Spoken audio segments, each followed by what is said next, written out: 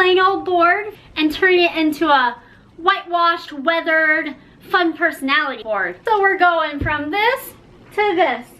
It's gonna be great.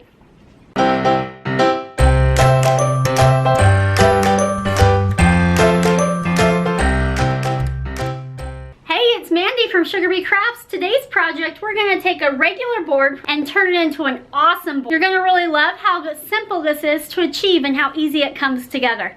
Let's go ahead and get started. I'm going to show you how to take a board from regular, straight from the store board, these are called common boards, to kind of distressed whitewash looking boards. I've got stain, called Classic Gray. Couple of colors of paint in aqua and turquoise, white paint and brown paint, Vaseline, which is going to help with the distressing. The first thing you want to do is have it cut to the length that you would like and put a base coat of the gray stain. I'm just using an old washcloth, dipping it right into the stain and wiping it on my board. You're going to want to make sure to get the edges of your board as well.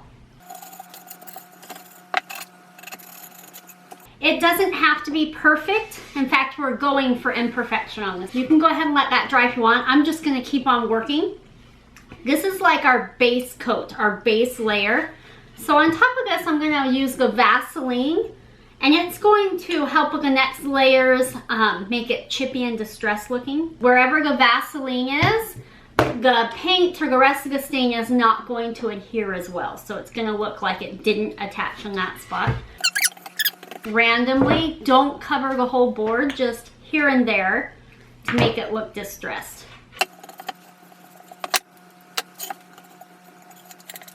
Okay, Vaseline's on. It's probably hard to see because it's clear, but it's going to help distress your board because our next layers aren't going to stick as well where the Vaseline is at. Okay, so I'm going to do another layer of the stain over that Vaseline layer. My plan is that where the Vaseline is, it's going to rub off and be lighter, and where I double stained, it's going to be a little bit darker. Next up, I'm going to add some color layers. I'm probably going to mix these two colors right here. And also I'm going to add some water. I've got some water here, so it goes on kind of watery and thin. I know we're doing whitewash, but it adds a lot of dimension and extra personality if there's a little bit of color under the whitewash, and so that's why we're adding these blues. Okay, so you can see that's pretty watery. I'm just gonna brush it on. Can you see it? We're not going for perfection. Remember, imperfection is the key. So that's that. At this point, I'm going to let it dry, and then we're going to add some white on top of it after that. Okay, we're back. It has dried, and we're going to move on to the next coat, the whitewash coat. So we're going to just take some white paint and a lot of water because we really want it to go on pretty thin.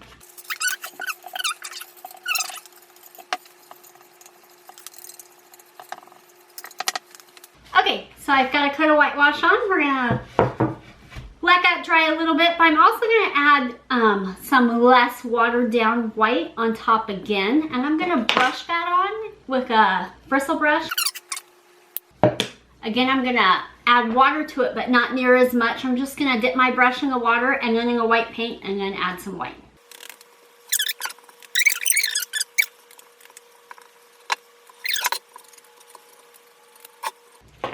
Okay, so you can kind of see the thicker, less watered down white paint, but in the spaces that we didn't paint it, it still has a white hue from where we did the whitewash thin down paint all over it. And so it's looking pretty good. You can see the color variation. And now we're just gonna let that dry, and we're gonna sand over it and see if it's at the point where we like it or not. Okay, so you're just gonna take sandpaper and sand over it. The idea is that where the Vaseline is gonna lift off a little bit more and show those underneath layers.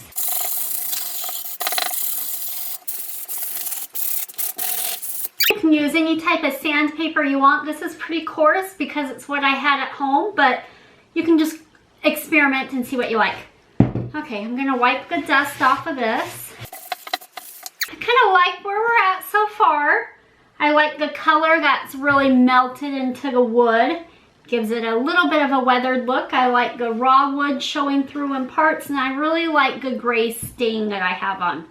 Now, since I'm going for whitewashed, I wish that it was a bit more white, so I'm going to do another layer of white over the whole board, let that dry, and then sand that off again. So that's where we're going next.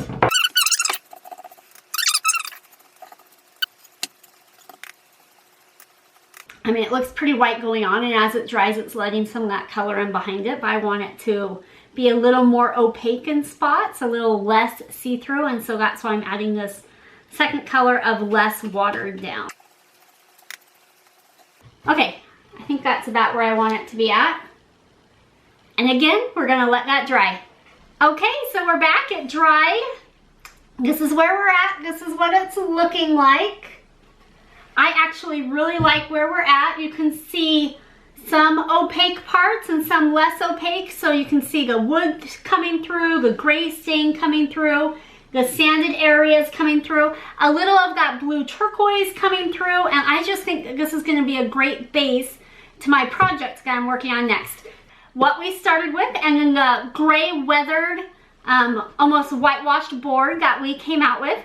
This will be a great board to use in all of your craft projects, and I'm excited that I was able to show you how to get from here to here. Thanks for watching, and be sure to subscribe to my YouTube channel for lots more DIY craft tutorials.